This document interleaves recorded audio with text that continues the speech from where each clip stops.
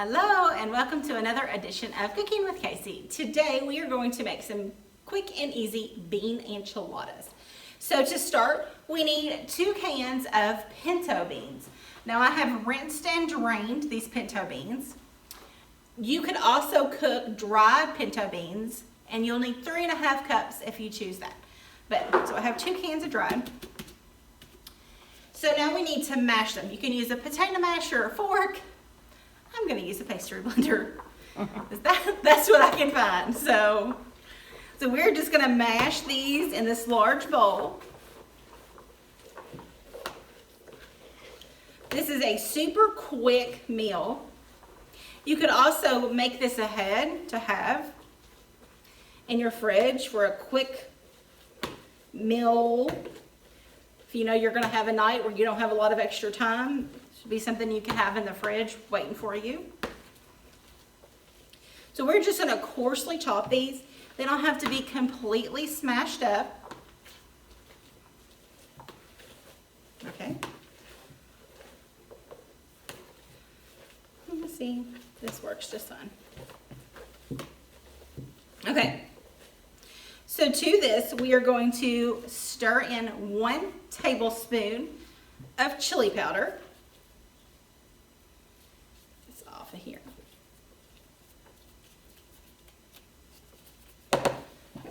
Okay, tablespoon of chili powder. We're going to give that a stir.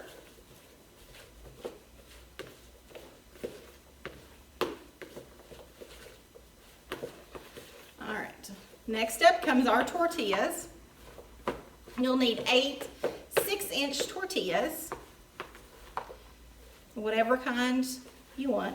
I happen to be using white corn tortillas, so if they look a little bit different. Now you'll want to wrap your corn tortillas or your flour tortillas, whatever you have, in a damp paper towel and put those in the microwave. So now we're ready to go. All right. I'm going to spray my pan. I'll come over to show the consistency of your... Sure. So this is just the smashed pinto beans and the chili powder. Okay. Get my cheese. Now with this recipe, it is going to be the bean mixture and the cheese and the enchilada, or in the tortilla, and that's it. However, if you want to add some additional vegetables to this, you definitely can do that to make it a little healthier. So I have some chopped onion and some chopped pepper that I'm going to add to mine as well. I have my tortilla. So I'm going to add a scoopful of this in there. I'm going to add a little cheese, a little onion, a little pepper. I'm going to roll it, and then I'm going to place this in the pan seam side down. So I'm going to flip it over so the flat part is at the top. That looks good. And you're just going to keep doing that with each of the tortillas. Sticking together just a little bit. Again, just bean mixture, that. Any vegetable would work, you know, chopped up in this. If you had, this would be a great way to use some leftovers. If you had a little bit of leftover vegetables, great way to use them up. I think that one split. It's all right. Again, bean mixture. So we're going to do this with 8 of this. So this makes quite a bit. Once these cook, you can serve them with some salsa.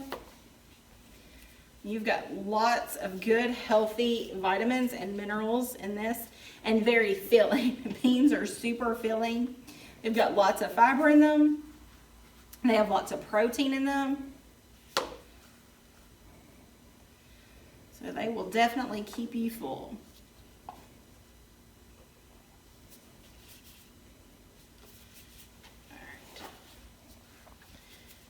Halfway done. It's okay. You can see mine are not perfect. It's all right. They're going to taste good. They're going to eat just the same whether they look pretty or not. So cooking isn't about being perfect. It's getting it done and having something on the table.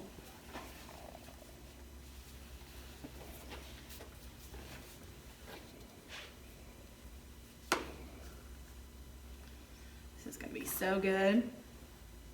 I know last night was, it's not Tuesday when this video is going to get posted, but Taco Tuesday, this would be a great addition. A meatless Monday. Yes. You want a cheap meal? This is a cheap meal. These pinto beans were 75 cents a can. And the tortillas are pretty cheap Tortillas are pretty cheap. Usually this came in a huge package and a couple dollars for a bag of tortillas, and onion and pepper are relatively cheap, and you don't have to add those things. That's just an extra thing that I did to add a little more vegetables. This would be good in the summer when you have some garden vegetables in, maybe. Oh yeah, you could chop up some tomatoes and stuff. Oh yeah, some fresh tomatoes. Some guacamole. Some avocado. I'll probably have some avocado with this. That's plenty of beans too, isn't it? Oh yeah. Well, that would serve a family of 4 probably. Easily serve a family. Okay, so now what we're going to do is we're going to bake this for 20 minutes in the oven, and I'm going to cover it with foil before we bake it. Just keep all of that in there. Foil's not cooperating. There we go. Okay. So this is going to go in a 350-degree oven for 20 minutes or until it's heated through. Okay? Or these beans are already cooked, so our goal of this is just to get them heated through and get that cheese melted to them. So, okay, so we're going to get this in the oven.